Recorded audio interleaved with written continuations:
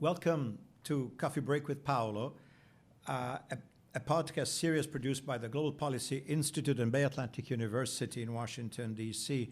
I'm Paolo von Schirach, the president of the Global Policy Institute and host of this program. This series is recorded at the Switch and Board studio in Washington, D.C. Today, we are fortunate to have an opportunity to talk to Professor Sachedina, Chair of Religious Studies at George Mason University and a renowned Islamic studies scholar. Welcome, Professor Sachedina. Thank you. We are going to talk, at least we'll try to how can I say, approach a complicated issue, and you will hopefully provide a lot of light on it, which is changes in Islamic societies and the Islamic world, both at the religious, at the social, and at the economic level. Again, welcome, and I'm sure you'll be able to tell us a lot that we really don't know and we should be educated about. Begin by explaining to us a little bit about your scholarship and your work and your research. Thank you. Thank you very much for inviting me to do this presentation. And I'm more familiar with the Muslim world and Muslim societies in general. And my education has been in different countries. So I started off getting my early education in Tanzania, in East Africa, where I am born and I was brought up. And maybe you want to just explain this for our audience, yes, because people don't think Tanzania, they know, is that Islamic? Yes. I mean, give us a little more background about the Indians. Tanzania is yes. not an Islamic country, but there is majority Muslims and Christians. They've been living together for many centuries. In other words, it's a more diverse, multicultural society, and it was under the British colonial rule, and it became independent in 1964. So that's the short history of Tanzania. So, and it has prided itself with a pluralistic culture and pluralism in education. So you could go to a school in Tanzania and study an Indian language. You could go to another one where you studied Arabic or Swahili, all depending what you wanted to do. So that kind of variety is my background. So when I left Tanzania in 1963, I went to India first. And I was educated in India, and I did my BA General as much as BA in Philosophy and Islamic Studies. That's where I started educating in Islamic Studies. I had an ambition from the very beginning to be a teacher. So I always prepared myself to study in such a way that I can be a communicator to my students, not only in different languages, but at different levels. So it took me, from India, I went to Iran. And from Iran, I went to Iraq. And from Iraq, I went to Canada. So I was educated in different places, earning my degrees in different places, and finally I ended up getting my PhD in Middle East and Islamic Studies at the University of Toronto in Canada. All right. So that's my background. My interest has been in law, ethics, and society. I want to see how people react to the changes that are coming along the way, because modernism is universal. It's touching every part of the world. Now we know because of technology, but even before technology came, education was becoming mass education. And I remember in Tanzania, we used to take Cambridge University overseas high school examination. So we were certified by England, and we were studying in Tanzania. It was the colonial policy that we were being prepared to work in the bureaucracies of the British government in Tanzania. So we have that kind of approach in the education, and my interest was to see how law-abiding citizen thinks about law with different connotations, because there is religious law, there's tribal cultural law, but there's also universal moral law, which somehow applies to all human beings. All right. Yeah. So when you're making a decision about what kind of things do I need in my life? You are asking different questions to different, sources. And here my education was to see how this knowledge of mine becomes applicable in the society as such. What do I see in the society? Okay, help us kind of unpack and decode all this. Some of the ideas, which are probably, how can I say, popular culture, which I imagine are inaccurate from where you're coming from your scholarship and knowledge of all the nuances and diversities within this vast world, which is the Islamic world, which again, for our audience, imagine a world that stretches from Morocco in Northwest Africa all the way to Indonesia, and with lots and lots of other places in between, be they Egypt or Iran or Turkey, Iraq, Saudi Arabia, Sudan, parts of Ethiopia, parts of West Africa, etc. So it's a very diverse and complex universe. Tell us, in practical terms, when you're saying these are the great issues, the important matters that people need to understand and I guess conform with, or maybe comply with, or not, depending on their personal. Tell us in practical terms, what are we talking about? What is it that we are referring to, right, and what are the issues and dilemmas that may confront the average person, say, in Algeria today? Right. I think that you've touched upon an important issue there. Let's take an example of education of women. Okay, that's a good one. Yes. Women were not given equal education like men were in most of the Muslim countries. It took a long while before that reform took place. But is that based on religion, or is that based on custom? It's more cultural. Okay, so it really is not dictated by religious texts. But culture and religion are not that separate in the Muslim world. Many cultural issues are justified in religious terms. So it would appear as if religion is, trying to put these restrictions on women. No, it was more tribal culture, more, religious culture. So culture had a major role rather than the religious teachings. So here you come to understand that how do we then make provisions for women to be educated? Yes. Modern times required both men and women to be educated. Uneducated mothers would not be able to lend that kind of support to their children who are growing up in a different time. So we had a lot of struggle to admit and to justify, even to legitimize the education of women. But it did come.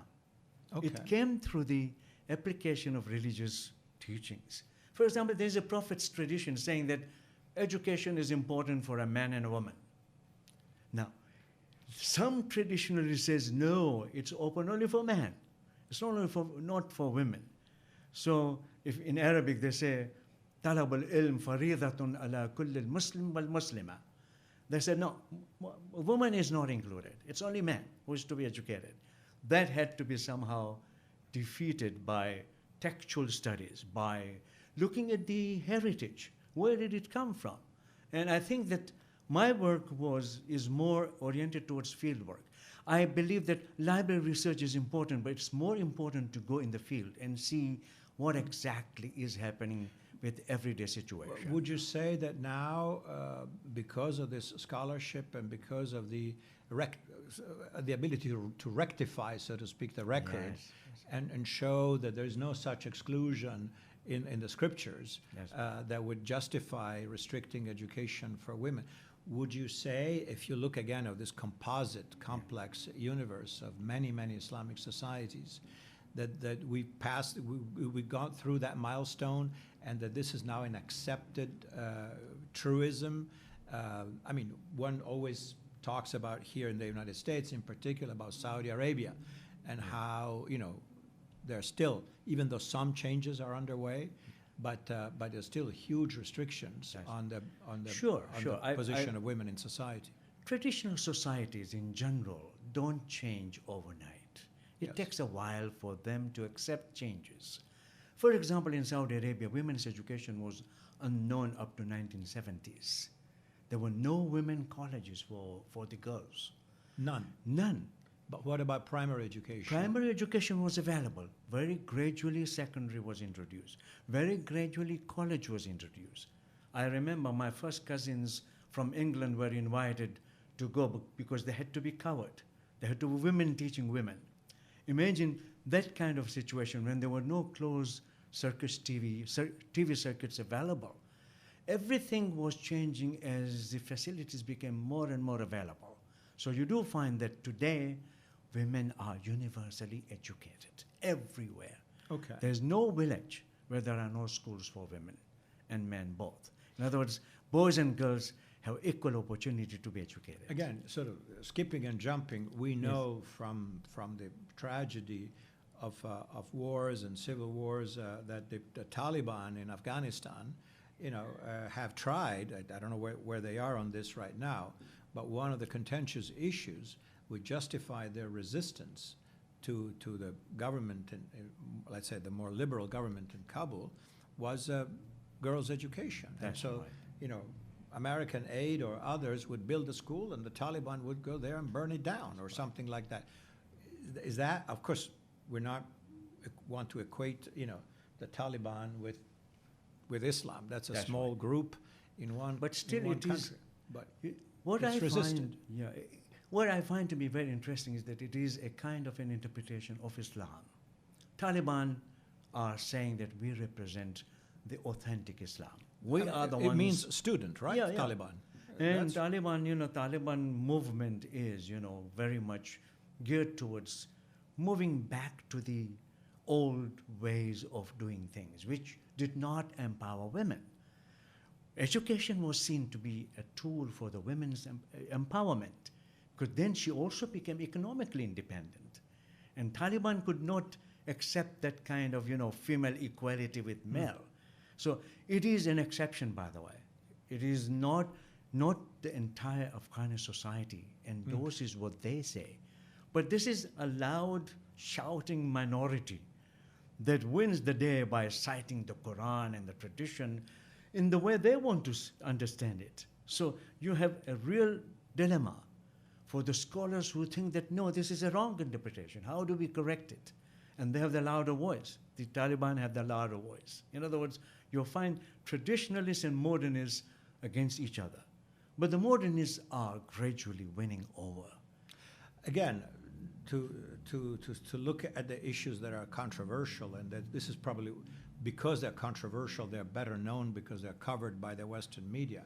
We do remember that in the aftermath of the Arab Spring in Egypt, right, which brought down the autocratic government of President Mubarak. That's right. Then what came out of that ebullience, because there were elections and whatever, then came along the Muslim Brotherhood. That's right. Which at the beginning seemed to present itself a little bit more in modern, I wouldn't say secular, but at least non-openly religious terms, even though, as you as a scholar know very well, it has a long history and tradition of trying to assert a certain conservative Islamic orthodoxy. What went wrong? I mean, in your opinion, that obviously was a new chapter in the political history of Egypt, which came after a quick but intense rebellion, a street rebellion, if you wish, against autocracy.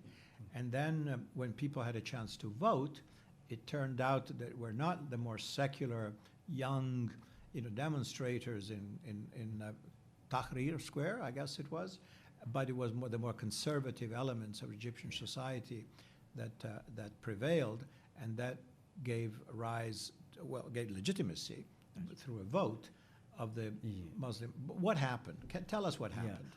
My own reading of the situation is that to begin with, there was a suspicion of the secular government and their handling of the society in general.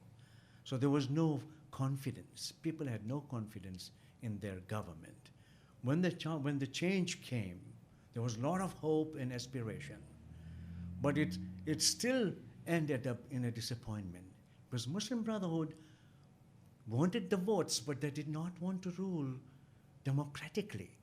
They had their own version of autocratic government, which would be dictated by their own understanding of what they wanted to achieve in terms of Islamization, in terms of the Sharia implementation. In other words, the people voted for them. Democracy really did not empower the right kind of ideas. It simply gave a system which did not bring about the changes that were desirable for the society. But would you say then that despite their name, Muslim Brotherhood, which Yes. would say, okay, we represent the real thing, right? We are the, how can I say, honest and truthful interpreters of the dictates of the faith, that then it became really something else. It became a political organization. Not only political, but also corrupt.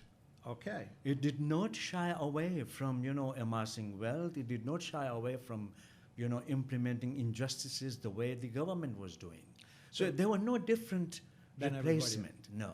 So in other words, you as a scholar, would you say that then they're not really good stewards of the faith that they claim to represent? Exactly. I would say that faith sometimes is a cover-up Okay. So this for is really legitimizing authority that is otherwise as unjust as the previous authority was. Injustices remained intact. Nothing was confronted. The prisons became again filled with political prisoners who did not agree with Muslim Brotherhood. In other words, there was no tolerance. There was no way of justifying democratic principles from the religious point of view. Because if religion cannot deliver the basics of democracy, that is justice and fairness, where else would one go? Tell us more about this again confluence in Islam. And again, forgive me if I'm not saying it properly, but there is an impression in the West that Islam is this sort of mix of religious principles and civil society principles and law that kind of go together. In Christianity, again, which of course had its own different phases and evolutions, eventually, Christian societies became, well, let's say the political side of society and the religious side of society were separated. Right. That was not the case at the beginning. It's true. The church used to have, in the Middle Ages and even closer to our times, enormous political sway. Just let's think about the power of the Pope to excommunicate anybody. And that means the person doesn't exist anymore. Essentially, is just as good as dead. And could very well be killed with impunity because he's no longer part of the communion of the faithful. So that was the power of the Pope long time ago in Christianity. But especially in this society, in the United States, there has been, I would say, a single-minded effort to separate church from state. And so the state is secular, and when it comes to matter of worship and religion and belief, it's considered a private matter. And although people are free, and the First Amendment protects, says there's no institutionalized religion, but also the Congress shall make no law to regulate worship, which is a great thing, which means anybody can do pretty much whatever they want, as long as they're abiding by the laws of the country, but there's no restriction whatsoever. If we switch over to Islamic societies, we find a different picture. And very often, this commingling of religious authority with political authority. Can you explain that to us? I think that we are faced with the church paradigm in the Western analysis of Muslim societies and Muslim political culture, whereby we make an error. The first error that we make is we attribute to Islam a church where there is no church. Mosque is not a church. Okay. Mosque does not represent divine interests on earth. So it doesn't have the authority and the power to challenge the state. The seminary might have it. So you have Muslim madrasa, Muslim Al-Azhar University.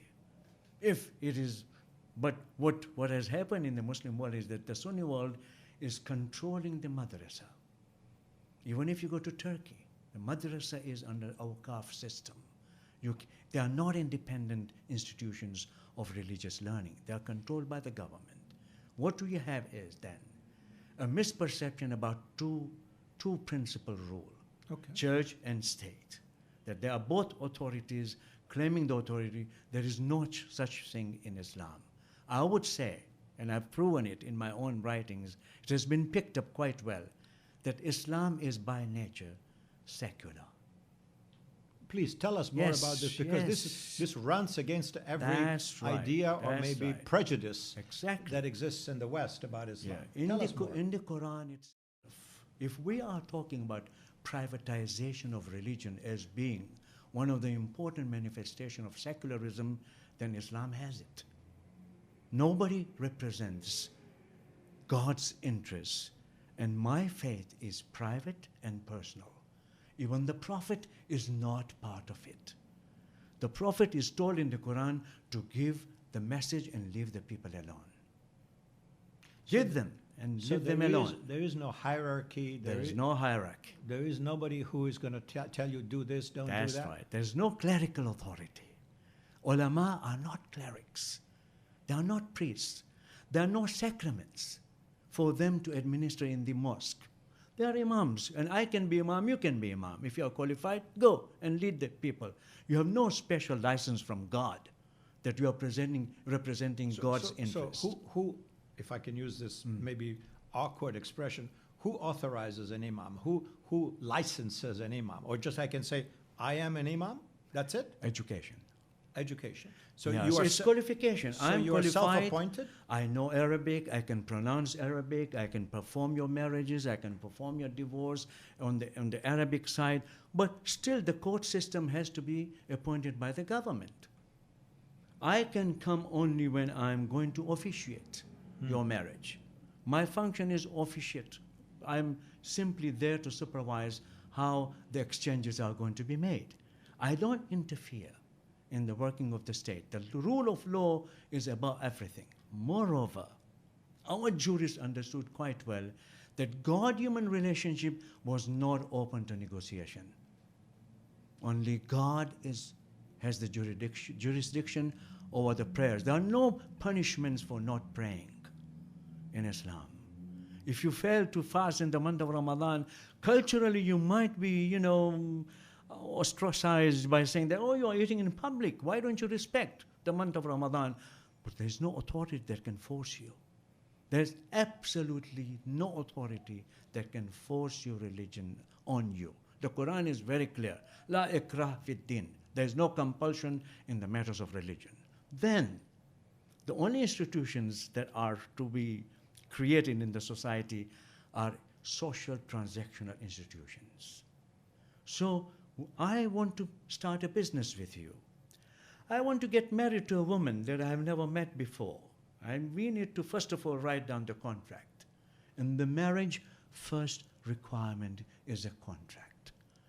You don't mention God's name or anything. You don't marry a person in the name of God. No.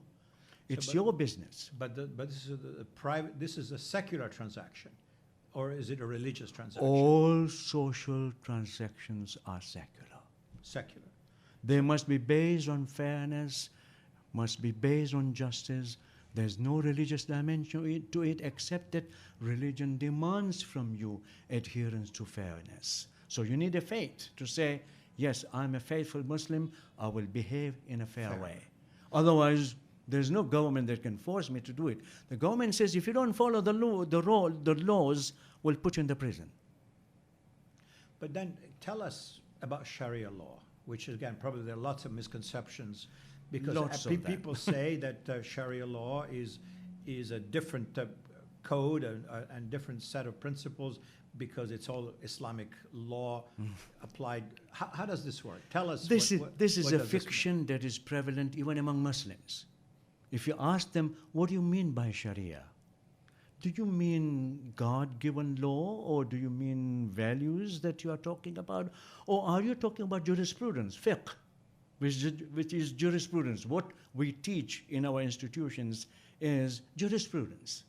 We teach them how to make decisions, studying the sources and giving an opinion, giving the ruling for any matter that comes up. So, for example, a woman, according to the old rules of the Sharia, has no right to claim the right to demand a divorce. It is unilaterally given to a man. He is the one who can pronounce divorce, not a woman. But they're also forgetting that in the marriage, when it comes to marriage, she is the only one who can agree to the marriage. No man can force us to get married. So when the marriage comes, she is the one who is asked, are you willing to marry this man? This is what the Sharia says. The Sharia also says when it is the divorce, then the man has a right. Today, those rules have changed. They are no more there. Now a woman can actually initiate the divorce. And she can say, okay, I don't like this man. I can't live with this man. But again, just to be clear, Sharia law is inspired by Islam, or is this a set of secular principles that then are subject to changes and adaptations and modernization? Very good question. The sources are religious texts. But the texts themselves lend themselves to different interpretations. So when the text says a girl inherits half of what the boy inherits, or the boy's share is double the share of a girl, it doesn't lay down what is the social situation. It simply is talking in the tribal cultural context in which a girl was the responsibility of the family. Even when she divorced, she went back to her family. Unlike a girl today who gets divorced and goes and lives in her own apartment. She says, I don't want to live with anybody. I want, how can she be supported then? So you have different ways of contextualizing what the Quranic texts are talking about. What the Quran is doing is very interesting. It provides a case and underlines the universal principle behind it. Look, this is the way it's going to be resolved, but be careful. You are bound by a higher principle, which is a metaphysical principle of justice that God is imposing on you. You must be fair and just. Do the scriptures define justice? Yes, because it says giving the right opportunity when it is needed to be given. To put a thing in the right place. In other words, it says you can't deny another human being of her own dignity. Because the Quran is very clear. لَقَدْ قَرَّمْنَا بَنِي آدَمَ. We have honored and we have given dignity to all human beings, not even Muslims. Muslim scholars have interpreted sometimes saying that, oh no, dignity is only for Muslims. For non-Muslims, there's no dignity. But that's been challenged. No way. All human beings are honored by the Quran. It doesn't say only Muslims have the honor and non-Muslims don't have it. But then, forgive me, I mean, obviously what you're saying, by the way, it's quite illuminating, and I'm glad that we're having this conversation, and I hope this will be, as interesting to the audience as it is to me. How can I say, the contradiction here is that what you're saying, which seems to be based on a thoughtful study of the scriptures, is really at odds with many of the practical manifestations that we lay people, non-scholars, are used to when it comes to the Islamic world, which is all about something that is very doctrinaire, that is very static, and it's uncompromising, that there are clear dictates, and that the only way to salvation, essentially, is to strict adherence to all these things. And again, I know that obviously there are splits within the Islamic world, but even what we witnessed over 40 years now after Khomeini in Iran is of an attempt to enforce on an entire society a particular interpretation of Shia Islam that is certainly not this paradigm of enlightened tolerance that you are describing. How does that happen? Okay. Tell us, how does that happen? Let's take an example of Iran at the moment. Yes. Iran is a good lab. It is a laboratory for seeing how the changes can be implemented. Okay. So when it comes to the faith of Islam and Shia Islam, there are no changes being enforced anywhere. They're not saying instead of 3 prayers, you pray only 10 times or, only 2 times. No. Most of the pressure that is coming on the society is at the level of the social ethics. How do men and women interact in the society? Are we going to watch the way they are corrupting ways in which men and women mix? Or are we going to control it? Are we going to destroy the moral fabric of the society the way it was happening under the Shah? Or are we going to restore some kind of confidence that no, me as a woman, you as a man, we can walk and we can work together and there is no danger to my life and no to your life. Our moral principles are similar. In other words, morality is demanding a common idiom, a universal idiom. And that universal idiom is dictated by culture, not by religion. But the enforcers in Iran have been the religious police of some kind. Yeah, religious police, they are still culturally doing things. I see. Because I've lived there. I understand. Yeah, but so you're saying that they have a kind of acquired this authority and Yes. call it and say that it is blessed or by religion, but arbitrarily. Yes. That religion doesn't really grant them any such authority. Well, I'll tell you something that Islam, the way it is practiced, is like rabbinical Judaism. Okay. The rabbis in Judaism are also influential. They are the ones who are dictating policies sometimes in Israel or to the Jewish communities around the world. And I think they, as experts, have an influence. Because they say, we know the sources about which we can tell you how those sources are to be interpreted. You know, also in Christianity, canonical laws Yes. that are being interpreted by the Catholic Church is very much limited to the specially trained people. These are the people who are trained. And they can do it. Not anybody can sit there and say, well, I know the canonical, I know what God wants from me. Similar things. What we are looking at is specialization. Specialization it brings power. It's like academia. In academia also, as a Middle Eastern spokesperson, I am influential.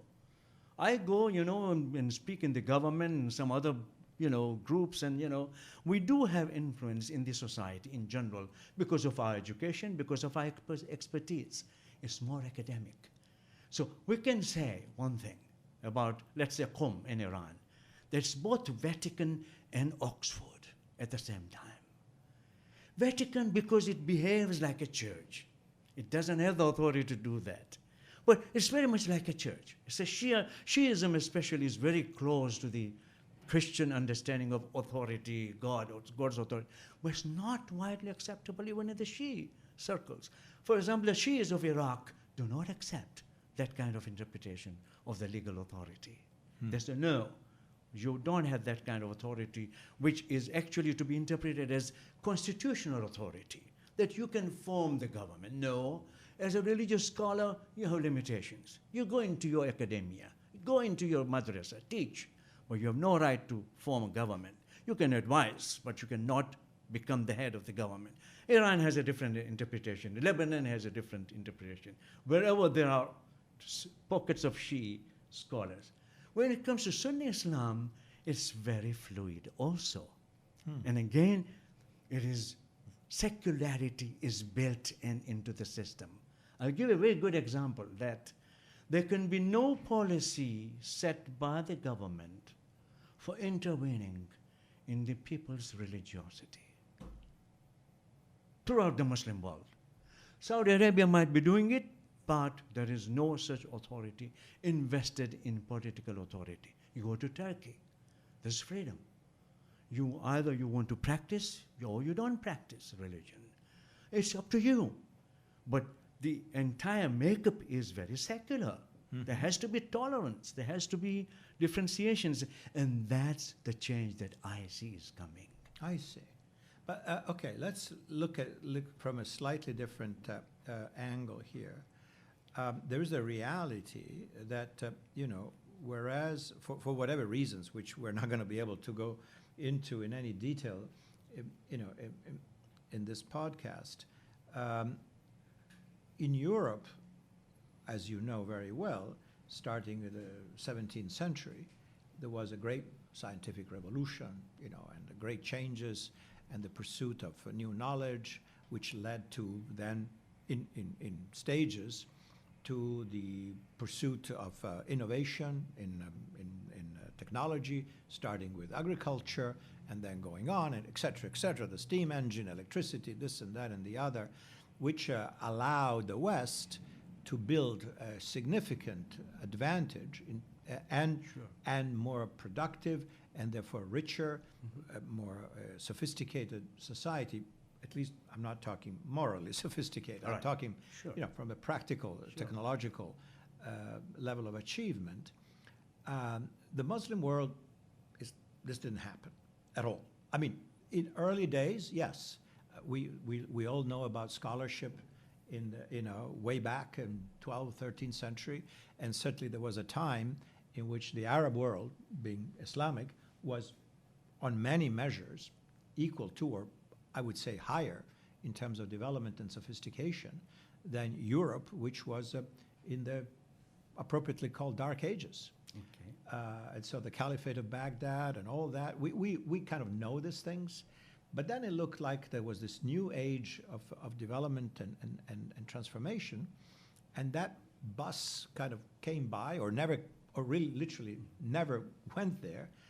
And then there is this sense that, please tell us what is right and what is wrong here in terms of this somewhat superficial analysis, that because of the kind of wet blanket of conservative principles, which, as you say, may be more cultural than religious, but were one way or the other adopted, made it much, much more difficult for Muslim societies to embrace modernization. Right. Tell us why. Okay. Because that's factually, I mean, That's why.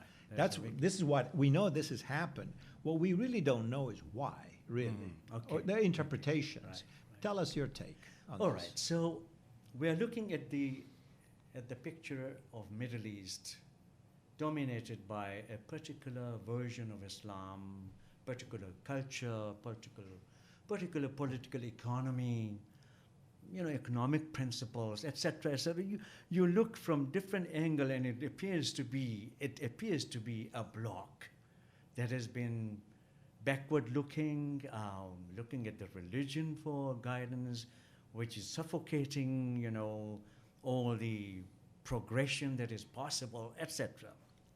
But that's not the picture that emerges if you read those travelogues that people went into those countries and saw where the problems were. There were a lot of analysis. There are so many travelogues written by those traveling to Turkey, those traveling to Iran or India, and they are giving us information about how the society was, what kind of economics were there, what kind of political system was there. What is important to keep in mind that Islam never had the problem that Christianity was faced with.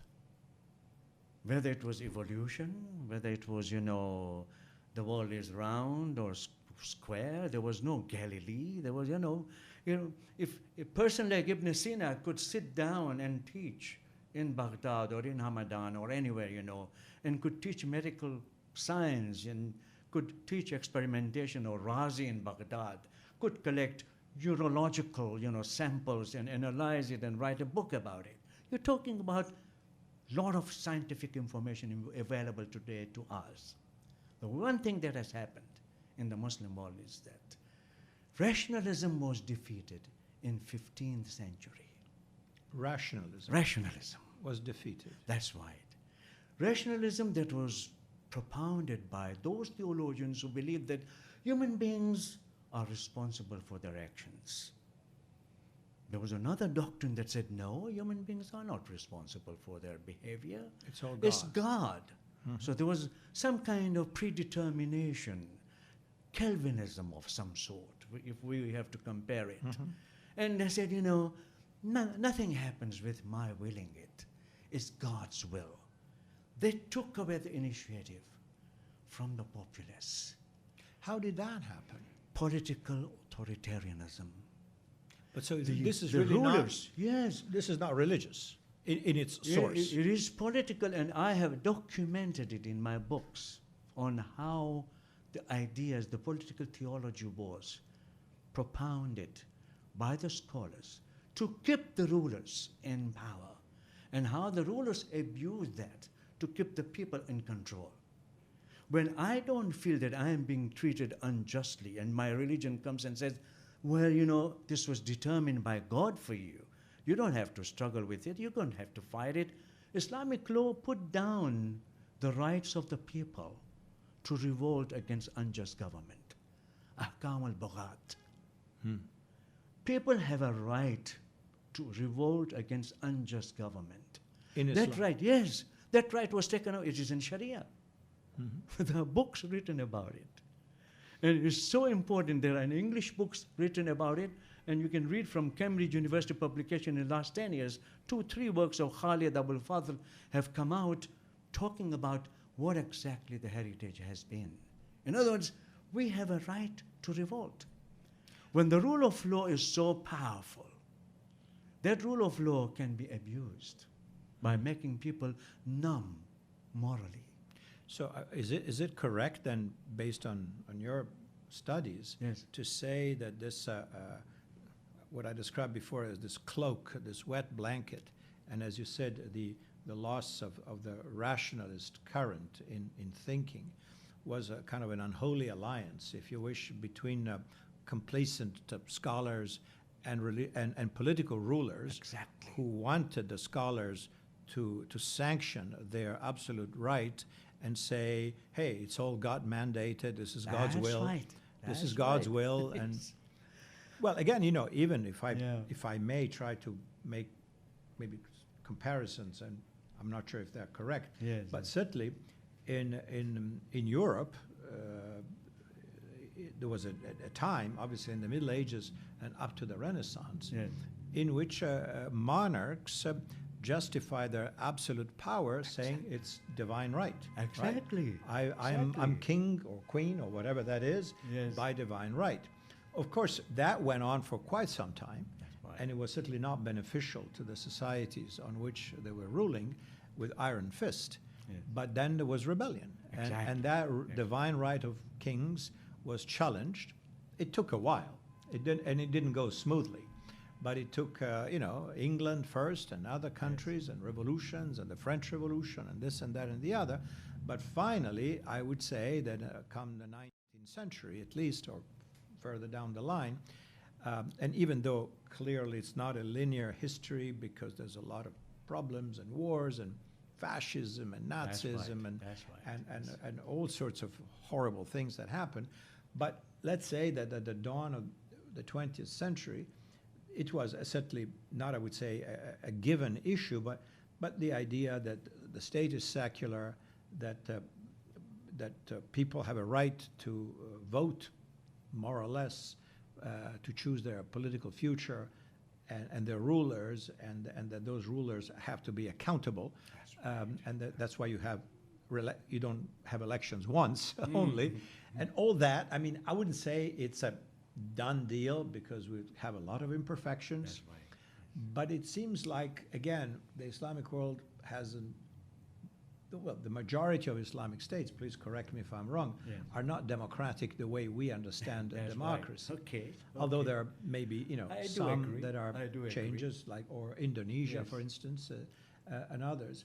But so are we still, in other words, this struggle against modernism, against rationalism, and the justification of absolute rule with religious arguments, is this fight still ongoing? Yes, that fight is going on, ongoing, and not only that, I must point out to you in all humility that the Western powers have not been neutral. They have supported the autocrats. Yes. They have not allowed change of regime. They have not allowed the people to take the control because their national interests were in danger. The oil flow would have been, disrupted. That's why we don't want Saudi Arabia to change. Why should we, encourage Saudi Arabia to have, human rights being, promoted? We don't want. We want to remain Saudi Arabia the way it is so that we can benefit from it. So there are vested interests. The Western governments have their own vested interests. The Muslim governments have their interests, and they're somehow aligned. They say, okay, I want to remain in power. I say, okay, I'll supply you with your guns, and you can remain in power as long as you want, because we'll support you. That's how our, weaponry is moving around the world. Why would we provide weapons to Saudi Arabia when that weapon is going to be used on their own people? Why should we allow that to happen? We are giving Egypt everything that we can, and yet where is it being used? Muslim Brotherhood failed. But how is this government improving on anything? Sisi's government. It's not. In other words, what we are faced with is a kind of vested interest in keeping those in power. And there's this, what I call the alignment of the evil. This is what Ghazali is talking about when he is saying, you cannot revolt against the government. Don't do that. That's a sin against God. Because he's looking at the Sunni government and said, they should remain in power. We should not disturb this. Because to disturb that will be more evil, because there will be chaos, there will be turmoil. We don't want to do that. Having one night of turmoil is worse than 70 years of unjust ruler. This is Ghazali's pronouncement. How many more Muslims wrote like that? Supporting the government. Tell us, these are the people from the religious scholars? Religious scholars. They're legal scholars. They are supporting the government. In Egypt? Yes, Al-Hazar. yes. This is the maximum authority, or at least one of the If we were highest to locate the authority in seminary, which I have used, instead of church, it's not church-state, rivalry. It is the institution of education and the government, rivals of each other. So Egypt would say, we are controlling this. We'll pay your salaries. You speak our language. In the old days also the same thing happened. The Seljuks were in power in 14th century, and Ghazali was working for them. Why not? He would be the one to support that. He didn't want people to create chaos. The laws supported the people. The Sharia supported the rise of the people. The Sharia wanted to implement the rule of law and the lawyers to be responsible to the law, not the rulers. They wanted the opposite of it. Well, having said all that, I Yes. mean, and of course, we're not going to be able to resolve all these matters, but I think you're providing very, very interesting and I don't think well understood insights in all this. If you look at the Islamic world, and again, I appreciate it's a very, very broad canvas. That's right.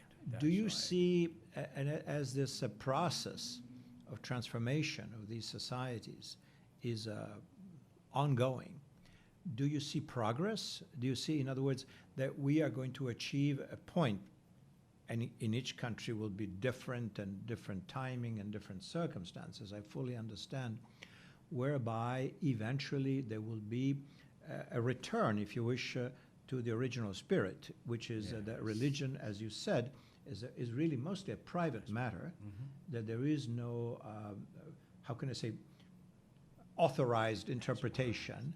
There is nobody who can speak Exactly. because they have the stamp from God, The church or God, whoever. yes, yes. And therefore, religion, as important as it is in the lives of human beings, will come back to being a private matter of relationship with the divinity, and political matters would be part of the secular society and to be dealt with, rationally, as you said.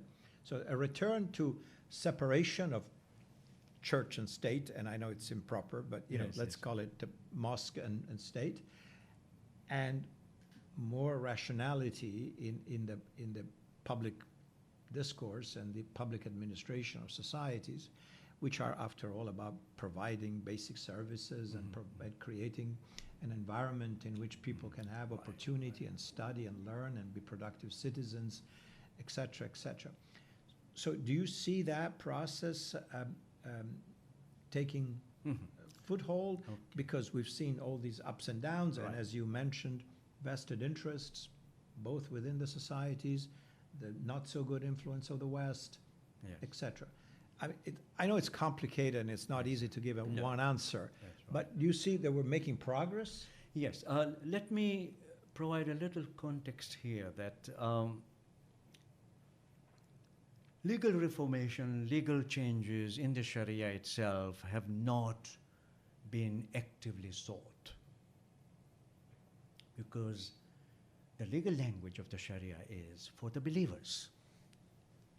Today, in a modern nation state, there are believers and non-believers in all Muslim countries. Maybe Saudi Arabia doesn't have. I don't know. I really don't know. If there are Christian communities living there, I have no idea, because they have no right to build a church or anything, you know. So obviously, No right maybe they are not there. to bring a Bible in the Yes. country, to So my knowledge.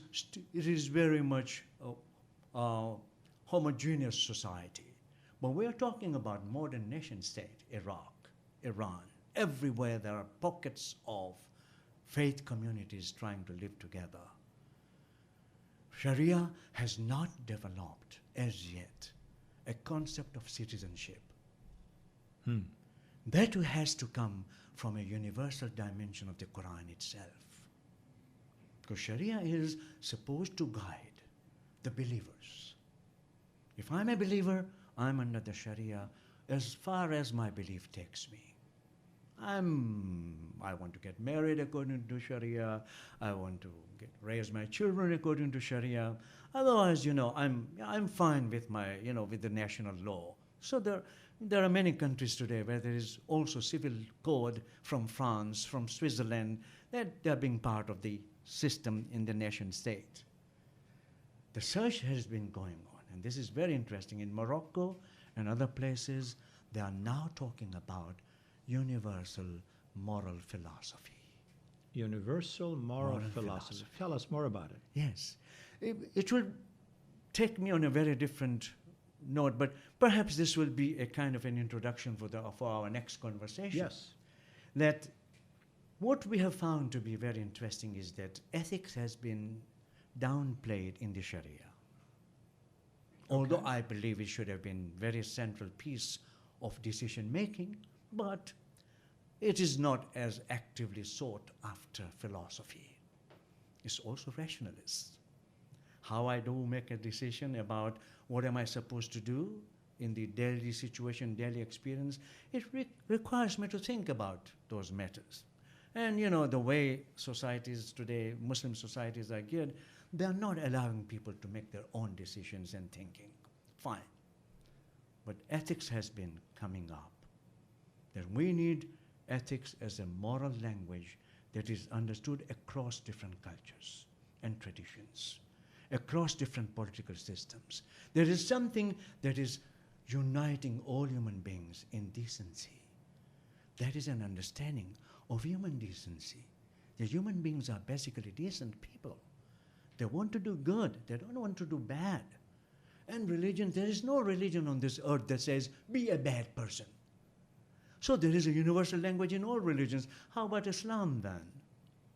So how about the Quran itself? Doesn't the Quran say that you show the kindness even to those who don't believe? It does.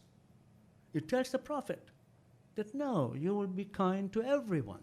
There will be no distinction made between a believer and non-believer, because they are human beings. So you have clear understanding in the Quran and the Sunnah and the tradition that human beings have a far higher value. First, there are human beings, then there are believers and non-believers. If that takes root, then I see a lot of optimism myself. That North African countries with French influence, with French education, and other countries where there is American influence, Morocco, yes. I think education today is very universal. You cannot remain isolated. You go on internet, you can see anything from any part of the world. You can read their articles, you can read their blogs anywhere. And I think that's changing. the technology, the globalization of the technology is changing the way people are thinking very narrowly about their own identities. Imagine the telephones. You go to Iraq, every woman has an iPhone. Every woman, whether she knows the technology, they are all using. And they are not only using the information there, they're also reading. They're reading articles from Beirut, from Cairo, from Casablanca. They're reading everywhere, from everywhere. In other words, there is a plurality of information that is coming. It does have an impact on the way the young people think about issues today. So I'm very optimistic. But do you think that this sort of this new set of principles, if you wish, this universal moral, you call it universal moral philosophy, moral philosophy, is it being kind of, I wouldn't say codified, but is somebody trying to systematize it in any fashion to say, okay, this should be the new principles regulating interactions among members of the society? The challenge is actually to make it credible religiously. So you need to go to the scriptures to find out, is there universal language in the scripture? Or is it simply believer, non-believer? No, there is. This is what I have shown in my, what we call the Islamic roots of democratic pluralism. I have shown very consistently that the Quran has the roots. We have not explored them. So now there is an awakening.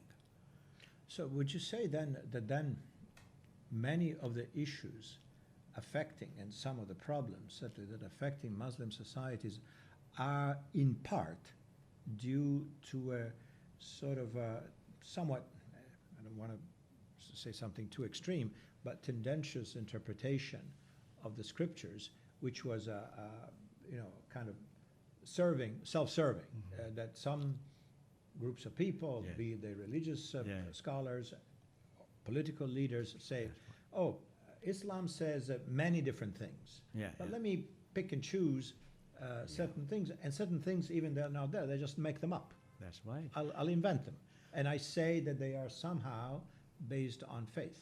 I am aware of Is that what happened? I am aware of what I call retrieving what fits your thesis. So Muslims are not exceptions to it. There are Muslims, Muslim militants who think that, their interpretation is the right one, and they have retrieved only which they think will fit their understanding. They don't want to see anything in context. Quran is not a systematic book. The religious book, the beauty of the Quran is that it appeals to different readership at a different times from different places. If you read Quran as a composite text, then you are going to do injustice to its message. So people are now learning that there is plurality of opinions even within the Quran. Oh, we might think this is contradicting this one. And actually they're not, they're actually supporting each other. Like freedom of religion, freedom of conscience. The Quran is aware that human beings are born with freedom of conscience. They have been born with natural capacity to know right and wrong. This is the book that I'm writing now, Islamic Ethics. So I'm doing research and I'm looking at the classical formulations, medieval formulations, modern formulation, and there's a string in all of them that they cannot deny. Because my work will not be credible if it is not properly anchored in the sources that Muslims respect. Indeed. Yes. But this is fascinating, by the way. I mean, for lay people like me, who are somewhat informed, but obviously not to the depth of scholarship that you have, created and devoted yourself to. What I come out of this is that after all, this fundamental cleavage, so that this great differentiation, and separation between Western societies and Muslim societies, that some people say, oh, it's all based on religion. It's not. It's not. It's based on custom. It's based on tradition. Custom, culture, tradition, everything is participating. Because what you're saying is that, if one reads carefully the Quran, it's liberal by That's our Western standards. Exactly. That it's tolerant, accepting, you know, that everybody. I appreciate what you said several times in this conversation, that all human beings have to be treated with respect, That's whether they're right. believers or non-believers. That's right. That's But that by itself should wash away many of the prejudices and many of the accepted, you know, understanding of Islam being essentially intolerant. That's right. one of the readings, That's and I right. say this with a deep respect, but one of the readings that we have in the West is that, of course, you know, Muslim countries are backward because they're intolerant Because of their religion. societies. That's right. Yes. Again, you know, I know it's contradicted by the fact, because if one looks, you know, in the Arab world and in the Ottoman world, you had Greeks and Armenians and Jews and this and that and Circassians and what have you, who seem to live peacefully under Muslim, you know, what ostensibly was a Muslim That's right. Under Ottoman leadership. Empire. Yes. And, you know, So- in different parts of the Muslim world, you know, they live together, you know. Let me bring a very interesting example of my own ignorance at one point when I was young. I had finished my PhD. I had gone to University of Virginia to teach. And my colleague one day, Professor David Little, walks into my office with the Quran in his hand. So do you know that the Quran is supporting liberty of religion? I said, no. You see my Muslim reaction? No. There's only one religion which is true, which is Islam. I said, no, Aziz, he's telling me. No, read this chapter, read this passage. He had read from cover to cover. And he showed me passages. That was my awakening. Oh my God, I have missed my own scripture. I don't even read it the way I should be reading it. I'm reading as a very close-minded Muslim. And it created what we call for me an opportunity to open the Quran again, to open the books again. And believe me, what I found was exactly what David Little was saying. That's why I wrote my book on Islam and the Challenge of Human Rights. Well,